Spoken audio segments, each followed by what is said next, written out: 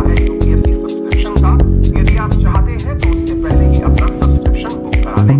ठीक है, आज का मोटिवेशन है, वो इंसान जिंदगी में कुछ भी नहीं हासिल कर सकता जिसे खुद में सिर्फ कमियां ही नजर आती हैं। बहुत ही सही बात है साथियों।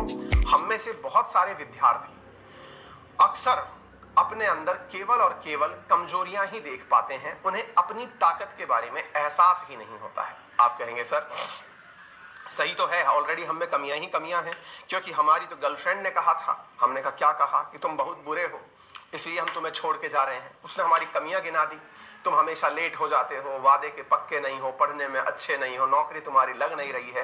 तो हमें लग रहा है सर कि जीवन हमारा संकट में हो गया है। साथ में सर गर्लफ्रेंड ने कहा सो कहा, हमारे माता पिताजी ने भी हमें ऐसे ही कह दिया। उनने भी कहा कि बेटा तुम किसी काम के नहीं हो, नाकारा हो एक नंबर के, तुम्हें पढ़ने की सारी फैसिलिटीज हमने दिला दी, लेकिन तुम इस एग्जाम में जो है पढ़ करके पास नहीं हो पाए। अब सर बताइए क्या करें हम तो पूरी तरह से एकदम फेलियर आदमी हैं। और फेलियर आदमी का तो जीवन में एक ही तरीका है, या तो वो नशा करे या जीवन का अंत करे। अब बताइए हम क्या करें। इसीलिए या तो हम नशा कर रहे हैं या फिर हम बुरी आदतों में घिर करके अपने जीवन खत्म कर रहे हैं। क्या करें सर बताइए।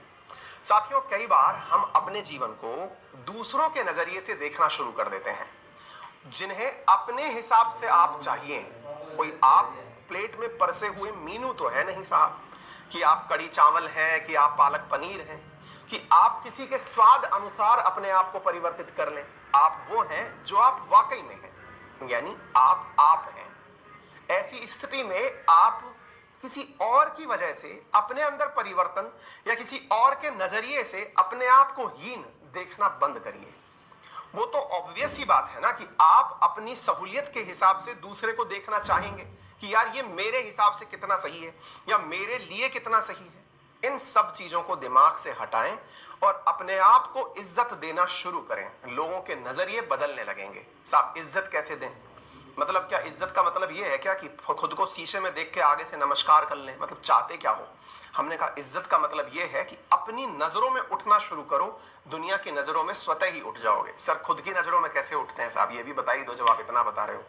अक्सर मैंने कहा है आप अपने आप से किए गए वादे पूरे करिए, बाकी आप स्वतः ही अपनी नजरों में ऊपर उठ जाएंगे। सर हमने अपने आप से तो बहुत सारे वादे किए हुए हैं। खुद से वादा किया हुआ है कि अंकित अवस्थी एक दिन लैम्बोर्गिनी में तुम्हें घुमाएंगे। खुद से ही वादा है कि लैम्बोर्गिनी में घुमाएंगे, हालांकि हमारे हालत देख के ऐसा लगता है कि हम घुस ही नहीं पाएंगे। लेकिन फिर भी अगर मान लीजिए हमने ये वादा किया हुआ है, तो फिर अब ये वादा आपने अपने आप से किया है तो विश्वास से ये भी चेक करिए कि क्या आप इस वादे के अनुकूल अपने आप को मेहनत करने में ढाल भी रहे हैं या फिर केवल ख्याली पुलाव है।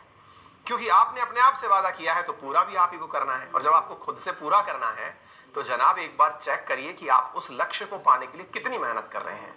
क्या केवल सोते समय ही आप लक्ष्य देखते हैं या फिर रियल में डे लाइफ में भी आपको वही नजर आता है कि कब 3 करोड़ रुपए इकट्ठे होंगे और कब लैम्बोर्गिनी आएगी? मतलब समझ रहे हैं आप? सबसे पहले आप अपने आप को इज्जत देना शुरू करें, अपने लक्ष्य को इज्जत देना शुरू करें, अपने लक्ष्य पर डिटरमाइन होकर लगना शुरू करें। दुनिया का नजरिया बदल जाएगा, पेरेंट्स का नजरिया बदल जाएगा। आप लोग जो अपने आप के बारे में ये हीनता ले आते हैं कि भाई मैंने तो परीक्षा में कुछ उखाड़ा नहीं, क्या पता लोग मुझे इसी नजरिए से देखेंगे। जी नहीं जनाब, आज जिनको भी आप अखबार में सुर्खी बनता देखते हैं, ना तो उनमें से कोई IITN है, ना कोई IIM है, ना कोई IAS है। वो साधारण लोग हैं, जीवन में उन्होंने अति साधारण काम किए, या तो लेखक बन गए, या राजनेता बन गए, उद्योगपति बन गए, या शिक्षक बन गए हमारी तरह हैं। तो ऐसी स्थिति में आप जनाब अपने आप के ऊपर फोकस करें और निश्चित सफलता प्राप्त करें। आज का मोटिवेशन यही है। तो चलिए शुरू करते हैं। इसी के साथ में मेरे साथ हैं